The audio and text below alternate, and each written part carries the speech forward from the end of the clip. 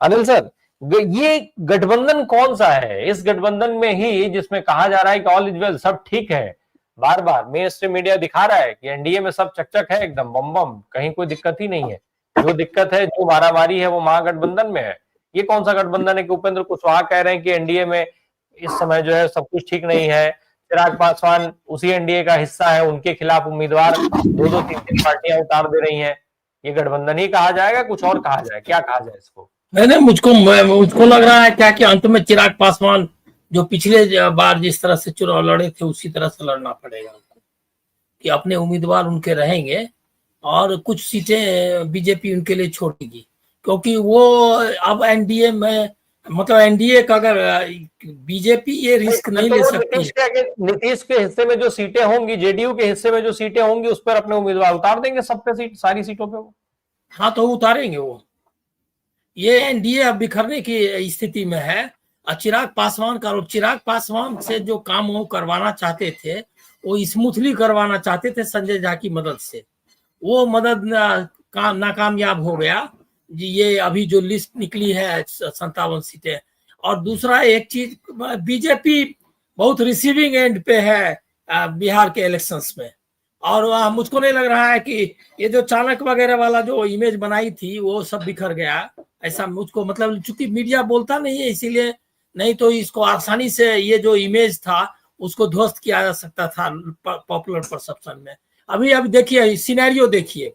अभी आपने जीतन राम मांझी को सुना, इनका मैं उपेंद्र कुशवाहा बहुत ही मतलब मामूली प्लेयर होकर के उन्होंने अपना डिमिनिश कर लिया है पूरा ये अपनी ताकत। तो वो तो बहुत बड़े थ्रेट है, ऐसा मैं मुझको नहीं लगता।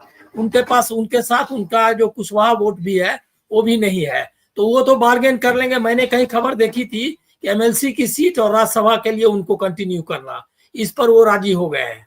ऐसा मैंने कहीं अखबार में कहीं देखा, मतलब कहीं खबर में मैंने देखी है। ये जो महुआ की सीट जो उनकी ये निकली है, उसके एवज में उनको वो 2 एकोमोडेशन मिल रहा है, ऐसा दिया गया है। तो उपेंद्र कुशवाहा को तो आप समझिए क्या कि वो कोई थ्रेट नहीं है।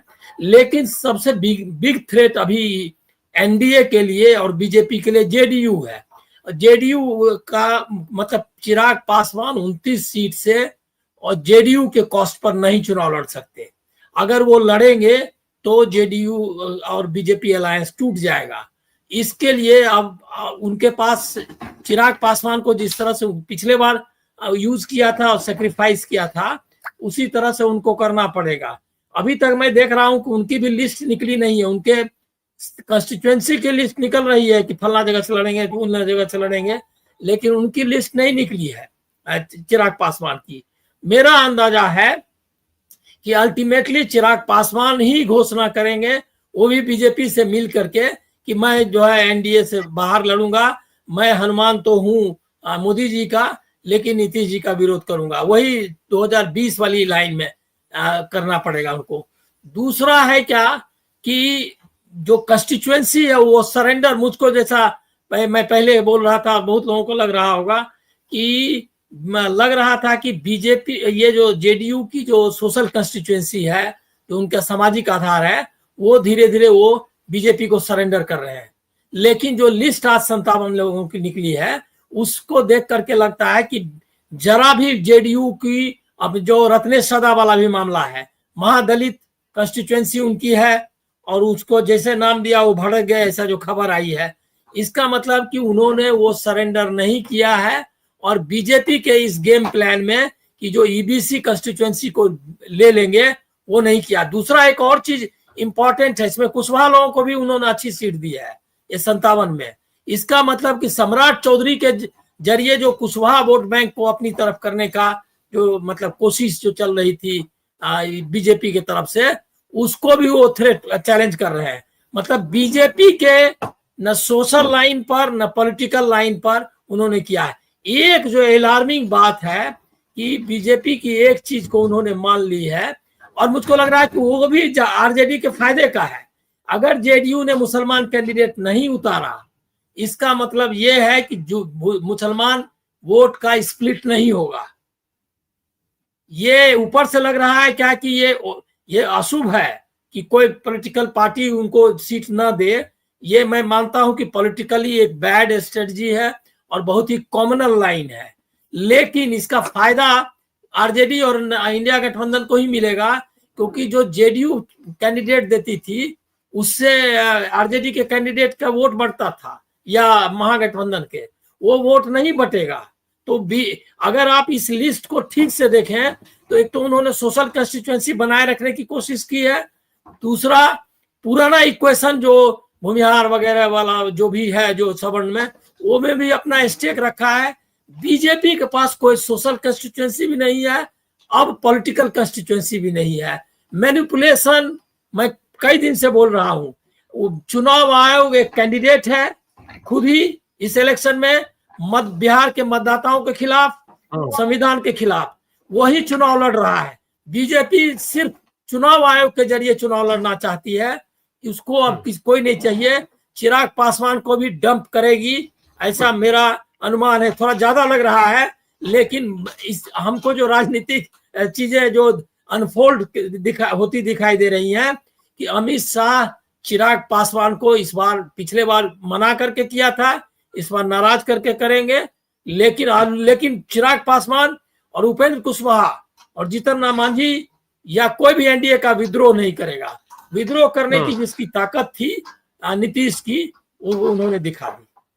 जी, जो स्थिति है, ये मैं बिल्कुल ये इस बात में निश्चित तौर पे इस बात की संभावनाएं प्रबल हैं, क्योंकि जो स्थिति दिखी है, यही मैं बात पहले से कर रहा हूं कि भाई चिराग पासवान को नीतीश कुमार के अगेंस्ट खड़ा करने के अलावा कोई विकल्प आपके पास है ही नहीं। आपके पास इन द सेंस एनडीए के पास, भाजपा के पास, बेसिकली भाजपा के पास अगर नीतीश कुमार को एकनाथ शिंदे बनाना है, उन्हें खत्म करना है सियासी रूप से, तो आपके पास चिराग पासवान के अलावा कोई विकल्प नहीं है।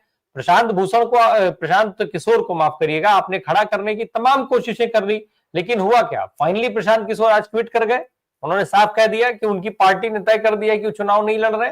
अभी 24 घंटा पहले तक मार चिल्ला बता रहे थे राघोपुर से तेजस्वी को ऐसा हरा देंगे, अमेठी वाला हाल कर देंगे, राहुल गांधी का जैसे हाल हुआ था, फलाना ढिमका, क्या कुछ नहीं कह डाले, और आज कह दिए कि पार्टी ने तय किया चुनाव नहीं लड़ेंगे।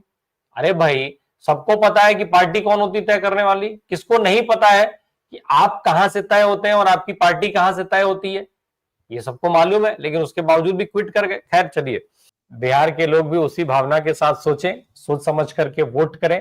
मुझे लगता है कि वो सारे तिकड़म जो है वो धरी की धरी रह जाएगी अगर बिहार की जनता सोच समझ करके वोट करेगी, जिसके लिए वो जानी जाती है। जिस जागरूकता की बात हम करते हैं, कई बार मैं ये बात कह चुका हूं कि बिहार राजनीतिक रूप से इस देश का पिछड़ा हो सकता है, गरीब हो सकता है, सब कुछ हो, लेकिन राजनीतिक रूप से अगर कोई सबसे ज्यादा जागृत जहां के लोग हैं, वो बिहार की जनता है।